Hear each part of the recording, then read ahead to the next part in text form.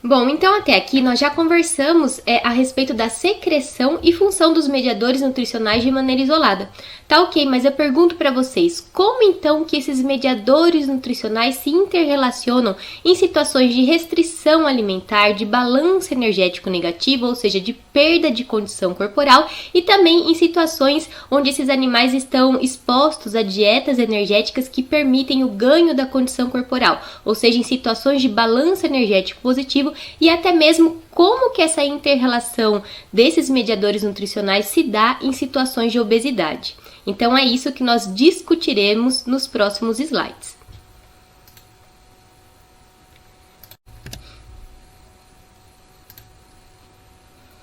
Então, o que acontece é o seguinte, gente. Diante de uma situação de restrição alimentar, de inapetência, anorexia, jejum prolongado, ou seja, quando o animal está perdendo condição corporal, que é um quadro típico que acontece na situação de balanço energético negativo, a redução da ingestão de alimentos vai resultar numa redução da glicemia, ou seja, uma redução dos níveis de glicose circulante. Consequentemente, também teremos uma menor secreção de insulina pelo pâncreas, instalando o quadro de hipoinsulinemia. Diante disso, para que o organismo consiga atender a demanda energética de todas as células, de todos os tecidos que o constituem, começa a ocorrer mobilização das reservas corporais com redução do depósito de gordura. Nós vimos anteriormente que os adipócitos são responsáveis pela secreção do hormônio leptina. Então, se nós temos uma redução dos depósitos de gordura, também teremos uma redução dos níveis circulantes de leptina. E a leptina, ela atua onde? Ela atua no sistema nervoso central, mais especificamente no hipotálamo, estimulando os neurônios anorexígenos e bloqueando os neurônios orexígenos. Então, se nós temos uma queda no nível de leptina, consequentemente, nós teremos uma ativação dos neurônios orexígenos. Dentre esses neurônios, nós temos o neurônio secretor de neuropeptídeo Y. Essa ação faz com que o apetite seja estimulado, fazendo então com que o animal ingira mais alimento e haja também uma redução do gasto energético. Mas nós vimos também anteriormente que o neuropeptídeo Y, ele atua no hipotálamo bloqueando a secreção do gene RH, prejudicando então assim as funções reprodutivas. Então notem que todo esse mecanismo endocrinológico corresponde a uma estratégia que o corpo dispõe para garantir a sua homeostase, ou seja, para garantir a manutenção da vida diante de uma situação de restrição alimentar. Tá ok, entendemos até aqui. Mas aonde entra o hormônio de crescimento, ou seja, o GH, a somatotrofina? Nós já discutimos anteriormente que diante de situações de hipoglicemia, a hipoglicemia ela estimula a secreção do GH. Isso porque o hormônio de crescimento ele apresenta um efeito diabetogênico, então ele vai promover a glicogenólise e a lipólise, visando assim manter a glicemia constante, certo? Só que ao mesmo tempo a hipoinsulinemia promove uma downregulation dos receptores para GH no fígado. Então, por mais que a gente tenha aumento dos níveis de GH, esse GH não consegue induzir a produção, o aumento dos níveis de IGF-1. E nós já discutimos anteriormente também que o IGF-1 apresenta funções importantes, ele atua tanto nas gônadas quanto no hipotálamo, estimulando as funções reprodutivas. Então, vejam só, se a gente tem neuropeptídeo Y aumentado e baixos níveis de IGF-1, consequentemente nós teremos as funções reprodutivas prejudicadas, ou seja, teremos uma menor secreção de GNRH, uma menor secreção de gonadotrofinas e, consequentemente, por exemplo, no caso das fêmeas, teremos todo o desenvolvimento folicular, maturação ocitária, ovulação prejudicados.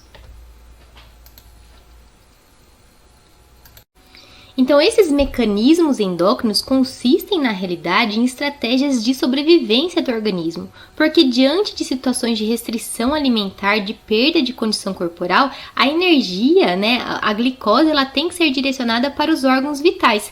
Lembrando que o GH, além do seu efeito diabetogênico, ele também promove essa resistência à ação da insulina nos tecidos periféricos, direcionando assim a energia realmente para os órgãos vitais.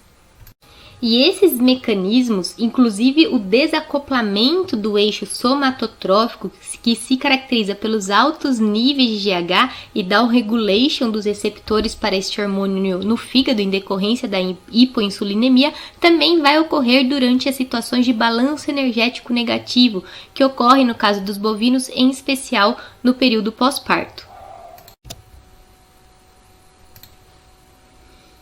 Agora, quando o animal está saindo de uma condição de restrição alimentar, ou seja, está recuperando sua condição corporal, está convertendo o balanço energético negativo para positivo, o que vai acontecer em termos endócrinos é justamente o contrário do que foi apresentado no slide anterior.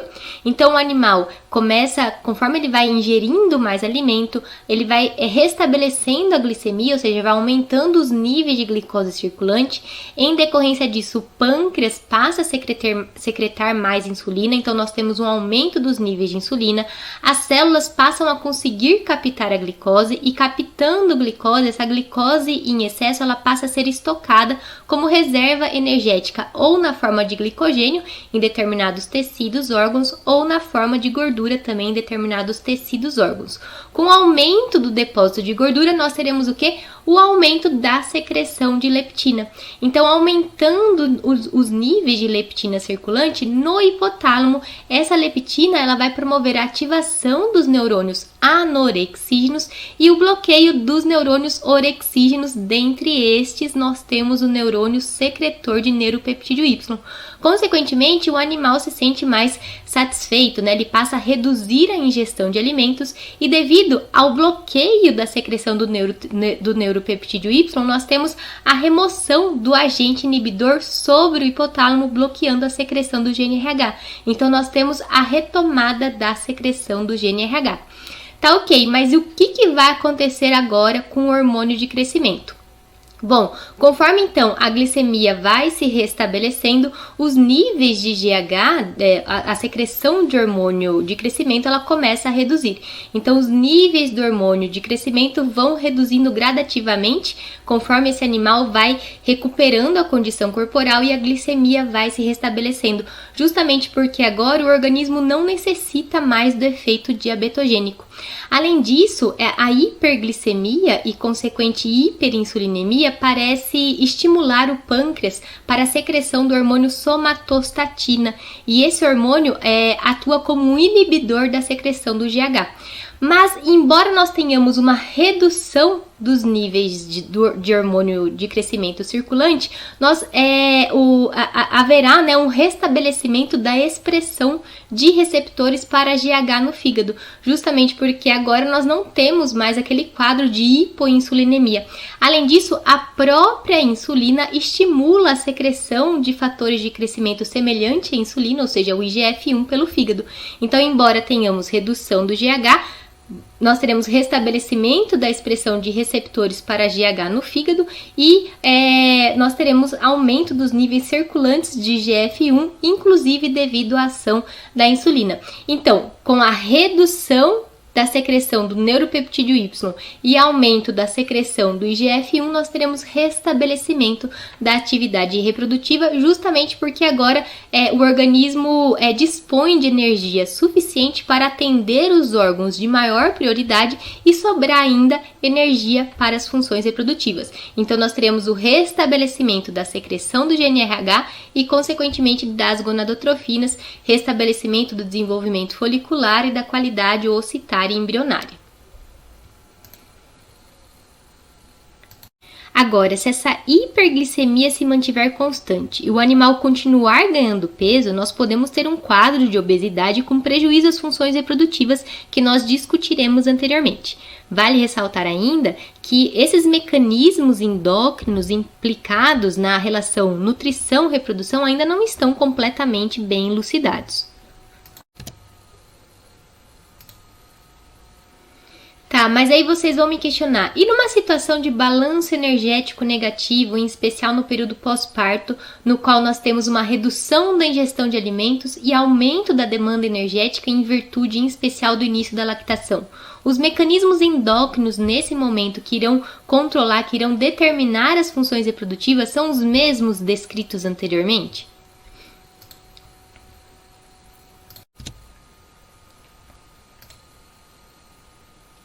A resposta é sim, né? Então, os mecanismos endócrinos numa situação de balanço energético negativo serão os mesmos descritos para uma situação de restrição alimentar. Justamente porque nesse período pós-parto nós temos uma redução na ingestão de alimentos e a quantidade de alimentos ingeridos não é suficiente para atender a demanda energética que nesse período está mais elevada em virtude do início da lactação. Então, em decorrência disso, nós teremos baixos níveis de glicose circulante. Devido à baixa glicemia, teremos uma menor secreção de insulina. E da mesma forma como nós vimos anteriormente, a hipoinsulinemia vai provocar um downregulation dos receptores para GH no fígado, causando o que nós conhecemos como desacoplamento do eixo somatotrófico. E no período, em especial o pós-parto, em virtude da lactação associada à hipoglicemia, nós teremos uma intensa secreção de GH. Só que esse GH, ele não vai conseguir, então, atuar no fígado estimulando a secreção de IGF-1. Em contrapartida, com a hipoinsulinemia, nós também temos a ativação de uma enzima específica chamada lipase, que passa a fazer a mobilização dos depósitos de gordura justamente com o intuito de gerar mais energia para o organismo. Em decorrência disso, nós também teremos uma redução dos níveis de leptina.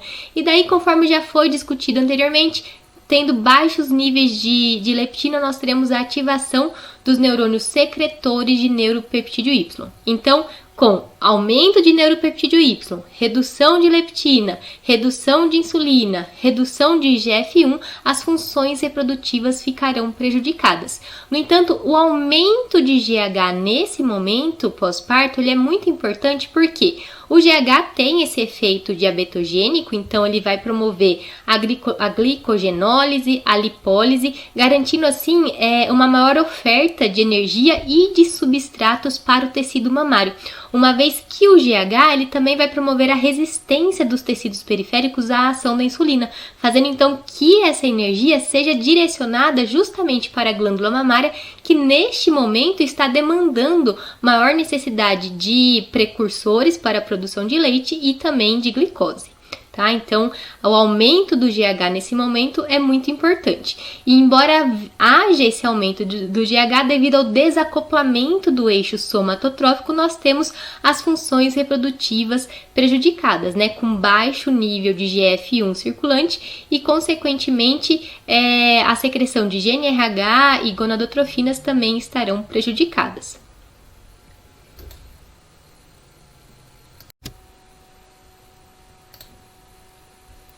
Então, aqui, enaltecendo o que já foi dito anteriormente, após o parto, devido à redução da ingestão de alimentos e consequente hipoglicemia associada à lactação, nós teremos uma maior secreção do hormônio de crescimento, ou seja, do GH.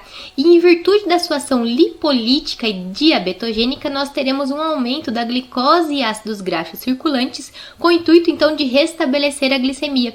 Então, observem que esse aumento da secreção do GH, diante de uma hipoglicemia, corresponde a uma estratégia de sobrevivência do organismo. Além disso, o GH vai reduzir a sensibilidade do pâncreas à glicose, reduzindo assim a secreção de insulina. E ao mesmo tempo, ele vai promover a resistência dos tecidos periféricos à ação da insulina, fazendo assim com que essa glicose e, consequentemente, os ácidos graxos sejam direcionados para os tecidos de maior prioridade, que no caso aí, em virtude da lactação, a glândula mamária será um dos órgãos beneficiados nesse sentido.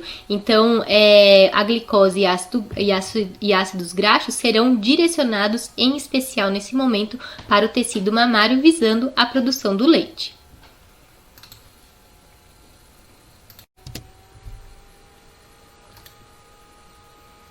Então, exemplificando o que já foi dito anteriormente, aqui neste slide nós temos alguns gráficos das concentrações plasmáticas da somatotropina, que corresponde ao hormônio de crescimento, da insulina, dos ácidos graxos circulantes, no gráfico no canto superior direito, e das concentrações plasmáticas de IGF-1 no gráfico que se encontra no canto inferior direito, isso tudo em vacas leiteiras no período pós-parto. Então, observem que após o parto nós temos uma hipoinsulinemia em decorrência da hipoglicemia, nós temos um aumento da produção de GH e em decorrência do aumento dessa somatotropina, nós teremos uma mobilização de reserva corporal também, aumentando assim o nível de ácidos graxos circulantes, mas devido ao desacoplamento do eixo somatotrófico, apesar do aumento do GH, nós conseguimos observar aqui uma redução das concentrações plasmáticas de GF1 após o parto. Vale ressaltar ainda que quanto maior a produção leiteira, quanto maior a perda de condição corporal no período pós-parto, mais intenso, mais severo e mais prolongado será o balanço energético negativo. Daí a importância de um adequado manejo nutricional ao longo de toda a gestação dessa fêmea, visando o ajuste da sua condição corporal e evitando, em especial, uma perda significativa de condição corporal após o parto, o que pode levar a um período mais prolongado, uma severidade maior no que diz respeito ao balanço energético negativo.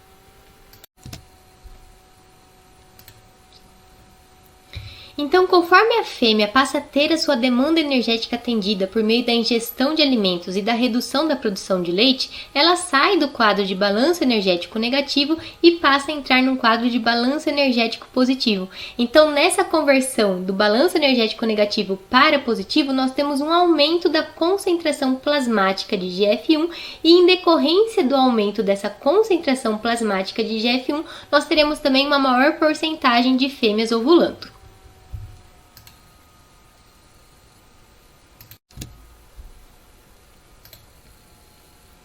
Então, observem que esse quadro de balanço energético negativo, de restrição alimentar, ou seja, essas situações de perda de condição corporal, vai resultar não somente numa redução da secreção de GnRH e gonadotrofinas, mas também vai prejudicar a secreção dos hormônios esteroides, como estradiol e progesterona, impactando assim na expressão do cio, resultando numa baixa qualidade oocitária e embrionária, em falhas de ovulação e consequente infertilidade.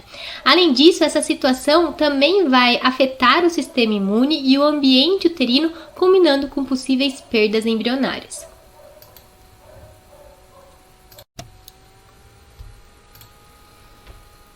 Então, outro fator que vai interferir na retomada da ciclicidade da fêmea após o parto é a presença do bezerro ao pé. Não somente a sua presença, mas o ato da amamentação gera opioides, peptídeos opioides endógenos, a exemplo das endorfinas, que irão atuar no sistema nervoso central, mais especificamente no hipotálamo, regulando a ingestão de alimentos e também regulando a secreção do GnRH pelo hipotálamo e, consequentemente, das gonadotrofinas pela adenipófise. No entanto, a intensidade da ação desses opioides endógenos vai depender muito da condição corporal dessa fêmea e da sua dieta. Então, fêmeas que estão expostas a uma restrição nutricional ou que apresentaram uma perda muito intensa de condição corporal no pós-parto, nestas fêmeas, o nível de opioides endógenos estará aumentado e a sua ação potencializada. Enquanto que as fêmeas que estão submetidas a uma nutrição adequada e cuja perda de condição corporal pós-parto não foi tão intensa, o efeito desses opioides endógenos estará suprimido. Então, em outras palavras, dietas deficientes em energia e a baixa condição corporal aumentam os efeitos inibitórios da mamada sobre a atividade ovariana. E o contrário também é verdadeiro, né? Então, dietas mais energéticas, a manutenção de uma boa condição corporal nesse período pós-parto vão, na realidade, suprimir o efeito desses opioides endógenos sobre a reprodução.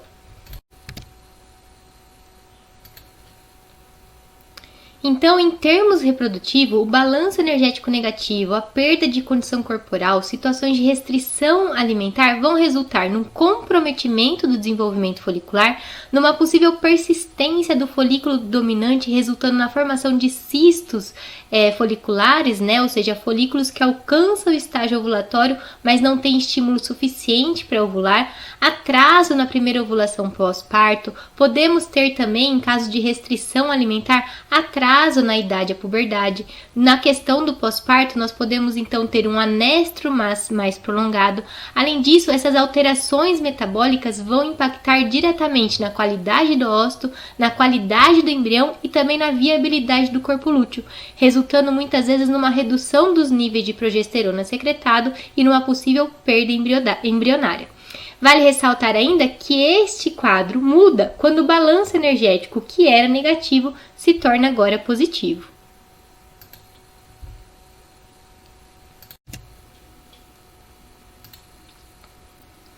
Tá, mas e na obesidade, o que acontece? Bom, vocês bem sabem que o que leva ao ganho do peso é o fato da ingestão alimentar superar o gasto energético.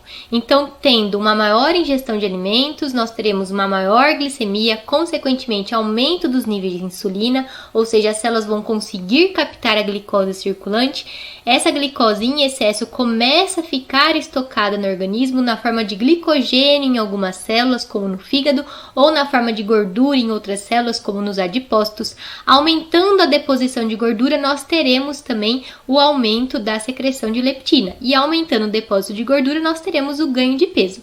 Vale ressaltar ainda que a insulina e a leptina elas se autorregulam. Então observem só, quando nós temos um aumento de insulina, automaticamente nós também teremos um aumento de leptina. E esse aumento de leptina ele tende a regular negativamente a insulina, ou seja, fazer um feedback negativo. Mas pensem só, se nós temos um quadro de hiperglicemia constante, o que vai acontecer com a insulina? Nós também teremos uma hiperinsulinemia constante.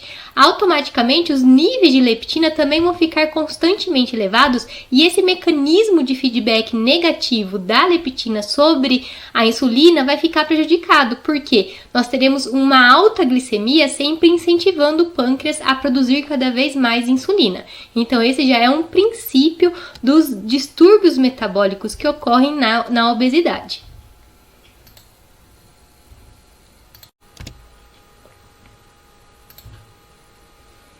Tá, e aí o que acontece é que o animal está ganhando peso, então começa a aumentar o depósito de gordura. Conforme aumenta o depósito de gordura, em especial intraabdominal, a quantidade de ácidos graxos circulantes na corrente sanguínea também aumenta e eles tendem a se depositar em alguns órgãos, como no fígado, levando a um quadro de esteatose hepática.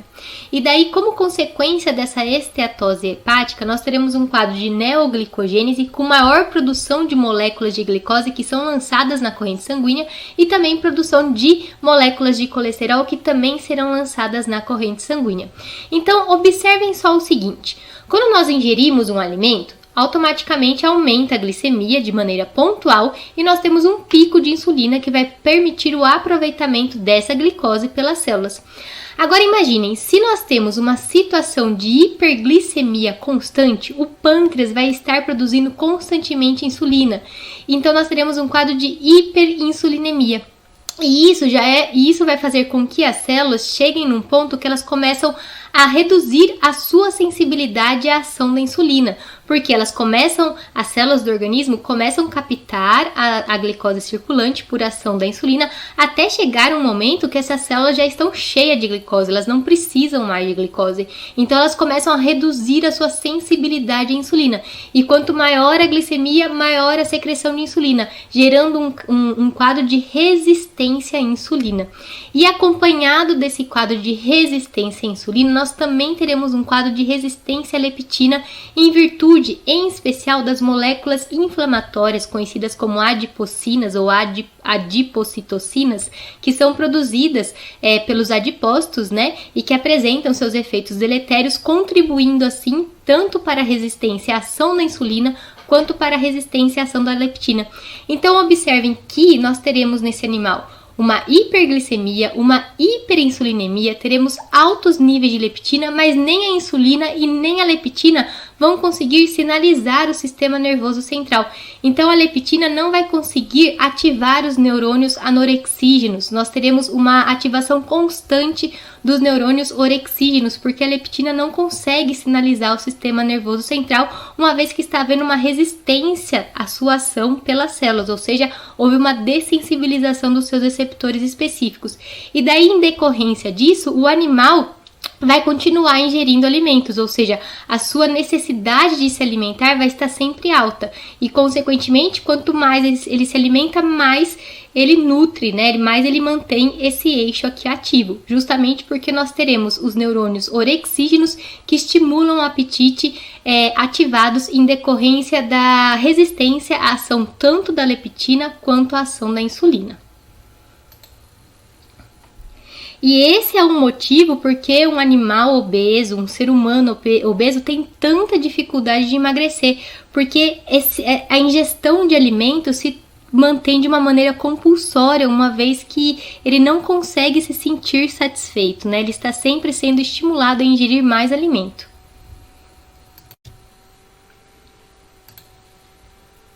E daí observem que diante de uma situação de hiperglicemia constante, nós vamos ter uma redução significativa da secreção de GH, que corresponde a um hormônio que estimula, né, a produção de IGF-1 pelo fígado. Além disso, como os receptores para a insulina nas células estarão dessensibilizados, a insulina também não vai conseguir agir sobre o fígado, estimulando a secreção de IGF-1. Então, nós teremos baixos níveis de IGF-1 e vocês devem lembrar ainda que, devido à resistência à ação da leptina, os neurônios orexígenos, em especial os neurônios secretores do neuropeptídeo Y, estarão ativados. Então, nós teremos altos níveis de neuropeptídeo Y de maneira constante, bloqueando a secreção de GNRH pelo hipotálamo. Então, nós teremos um bloqueio permanente sobre o eixo hipotalâmico, hipofisário gonadal. Consequentemente, o que vai acontecer nas fêmeas? Uma redução da qualidade ocitária, alteração no processo de maturação ocitária, falha no desenvolvimento embrionário e também na implantação embrionária no útero. Podemos ter um excesso da produção de andrógenos, um excesso da produção de estradiol e uma baixa taxa de ovulação. Acredita-se que esse hiperandrogenismo e hiperestrogenismo esteja relacionado à ação das moléculas inflamatórias, ou seja, as adipocinas produzidas pelo excesso de gordura corporal. Já nos machos, observa-se tanto o efeito direto da resistência à insulina e à leptina no testículo, quanto o seu efeito indireto no hipotálamo, resultando consequentemente na redução da libido devido à redução da secreção de LH e consequentemente da testosterona, e também prejuízo à espermatogênese devido à menor secreção de FSH. Além disso, observa-se que em machos obesos ocorre uma maior conversão de testosterona em estradiol, em especial nos adipócitos hipertrofiados devido à maior quantidade da enzima aromatase nesse tipo celular. Então, nos machos obesos observa-se um maior nível de estradiol circulante.